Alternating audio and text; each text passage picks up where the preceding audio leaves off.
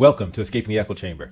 Today, some news came out. CNN broke the story about Mark Meadows' text messages.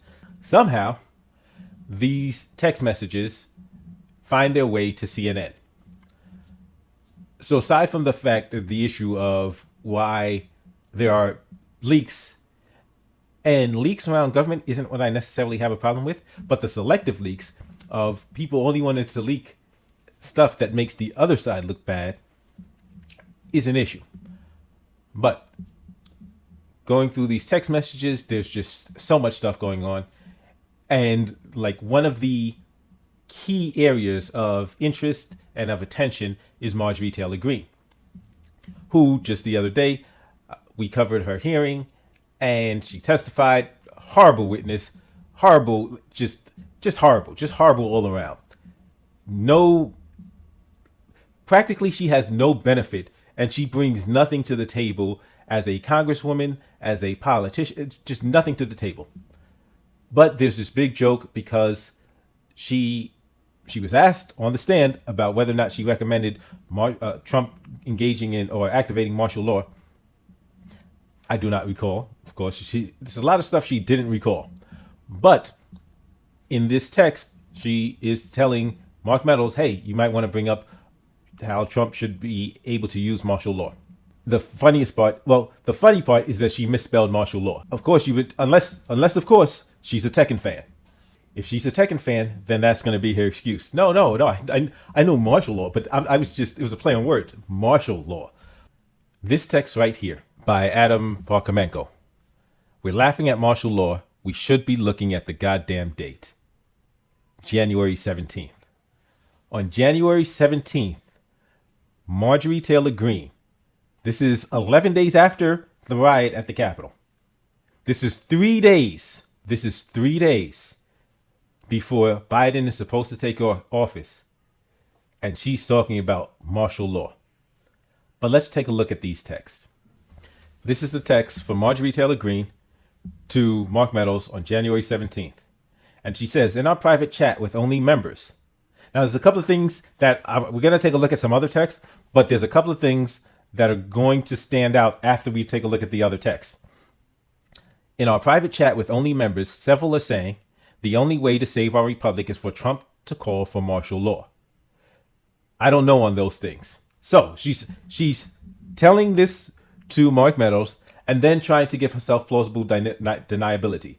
She's trying to give herself plausible deniability. Oh, well, I don't know. I'm mentioning it to you. This is what they're saying. I don't know. I just wanted you to tell him. I don't know, but I want you to tell him.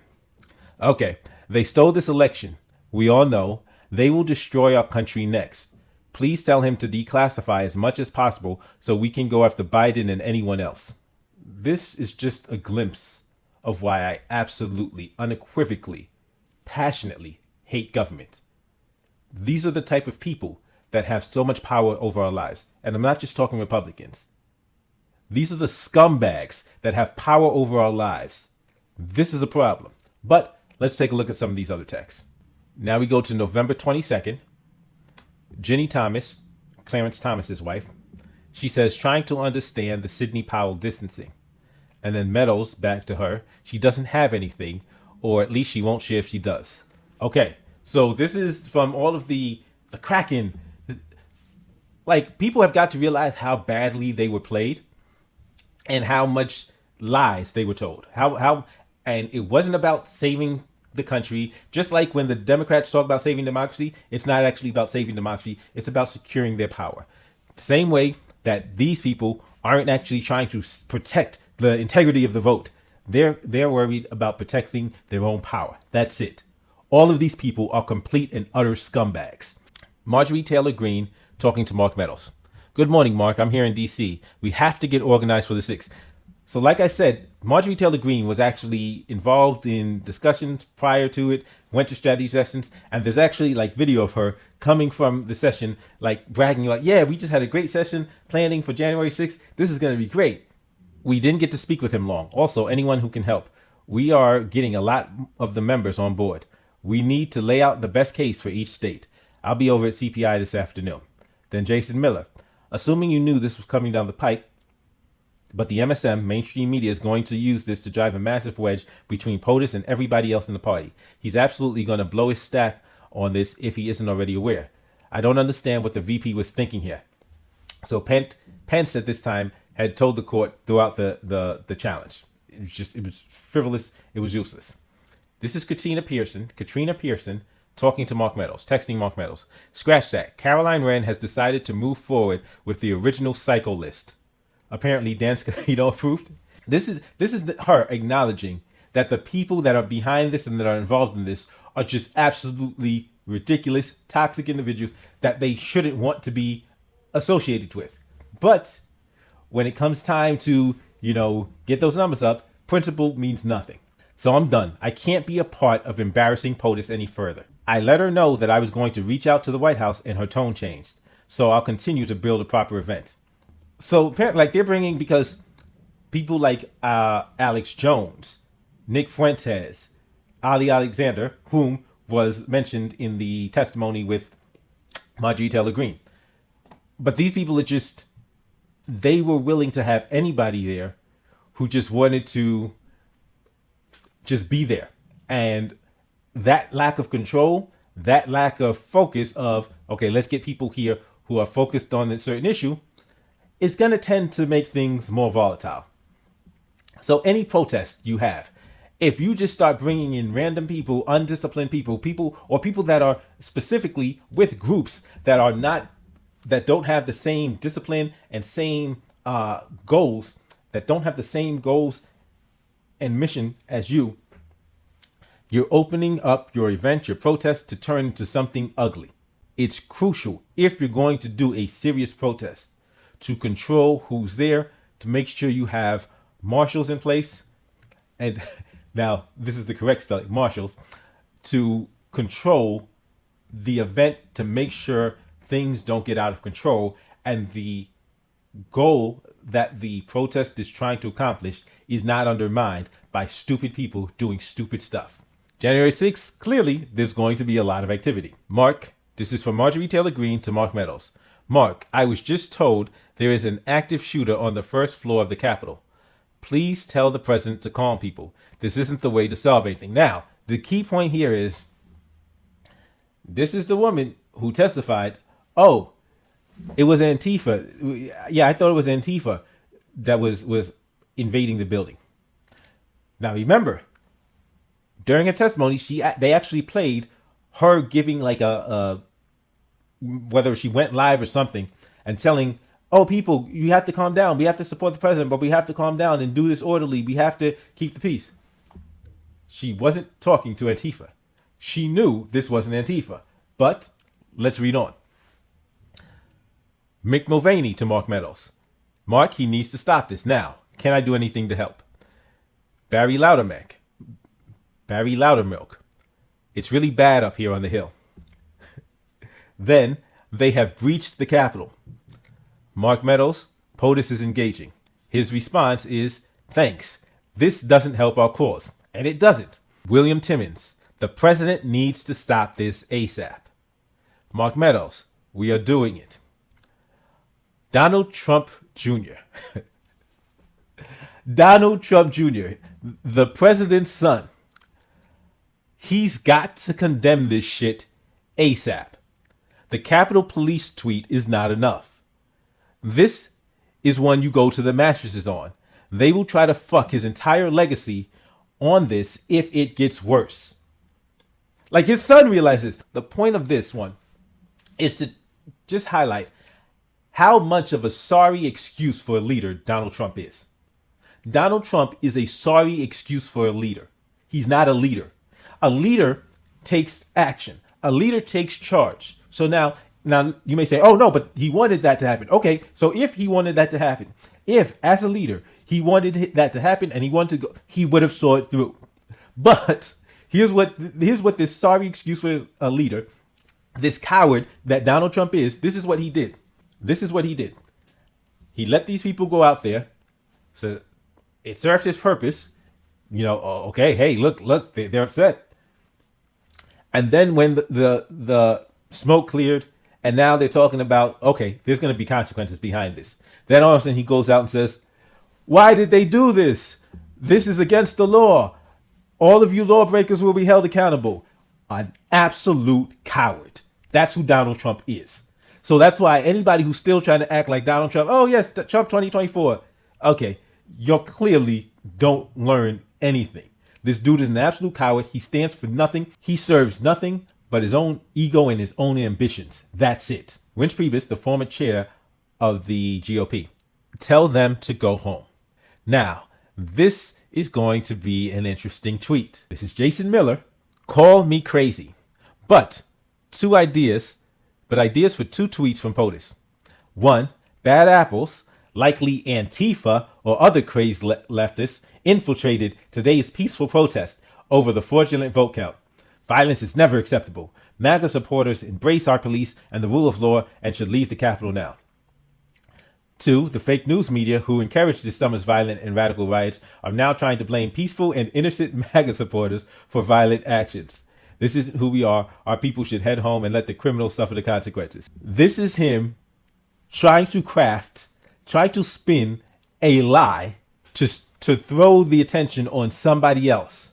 And now, after Jason Miller does this, watch what happens. Now Marjorie Taylor Greene gets back to Mark Meadows. Mark, we don't think these attackers are our people. We think they are Antifa, dressed like Trump supporters. Now, you may say, no, maybe she actually thought that. I want you to read that again. We're going to read that again. Mark, we don't think these attackers are our people. We think they are Antifa, dressed like Trump supporters. This is what she was told to say. So number one, she's an absolute airhead. But we saw what she said already before. Oh no, this got to stop. Tell them to go home. Be peaceful. This is no good. Now it's we think this is Antifa. These people are absolute scumbags. And the sooner everybody else realizes it, the sooner we can start working on solutions. But as long as people are following these scumbags, red or blue, we are fucked. Yesterday was a terrible day. We tried everything we could in our objection to the 6 states. I'm sorry nothing worked. I don't think that President Trump caused the attack on the Capitol. This is all spin now. All spin, all trying to clean it up. It's not his fault. Antifa was mixed in the crowd and instigated it. It's not his fault. Antifa was mixed in the crowd and instigated it, and sadly people followed. But when people try everything and no one listens and nothing works, I guess they think they have no other choice. Absolutely no excuse, and I fully denounce all of it, but after shutdowns all year and a stolen election, people are saying they have no other choice. So that, like, she can't even, so what is it? Are they frustrated? Because I actually agree with that part. After the year of 2020, all of this frustration, it manifested itself on the left in terms of the summer of Floyd, and then on the right on the January 6th actions. This was behavior that people saw their world fall apart, and now they were willing to do things that they might not have been willing to do otherwise. That much I agree with. But trying to still pin this on Antifa, no, this was Trump supporters. This was Trump people. Like Ashley Babbitt was not Antifa. Ashley Babbitt was not BLM. Like this ridiculous, stupid nonsense, this spin that they were putting on it because they don't want to accept responsibility. And the point is, because they don't want to accept responsibility, your failure to realize how tightly wound people were and then to stoke their tensions, that's on these scumbags. That's on these idiots. So you got these people riled up and you were completely oblivious to the fragile state that people were in coming out of 2020. Yeah, that was real brilliant. I defended Trump last night on Newsmax. He's been the greatest president. I will continue to defend him. And if anyone attacks you, I hope you're okay. I feel badly for everyone. Thanks, Marjorie. Thanks for nothing. But then on the 17th, that's when we get to the tweet. That's when we get to the tweet of, in our private chat with only members, several are saying the only way to save our republic is for Trump to call martial law.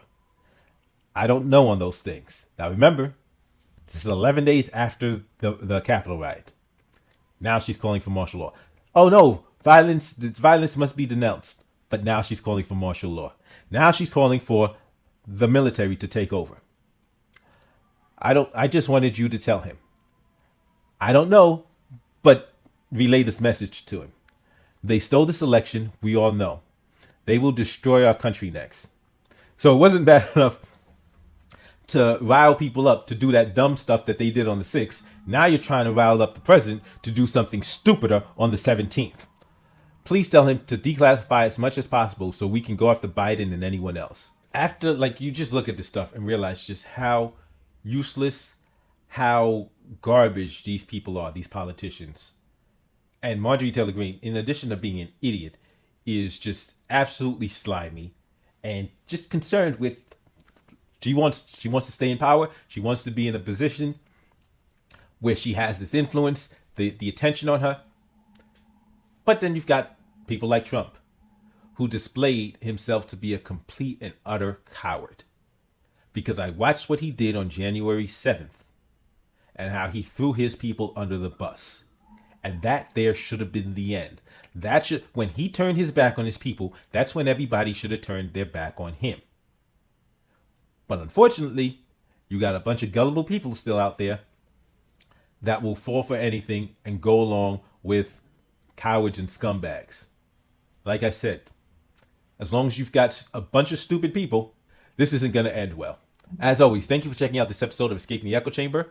Don't forget to give me the thumbs up, like, share, subscribe. If you disagree with anything I said, feel free to say it in the comment section and give me a thumbs down. If you disagree with what I said, give me a thumbs down and tell me why in the comment section. And I'll see you next time.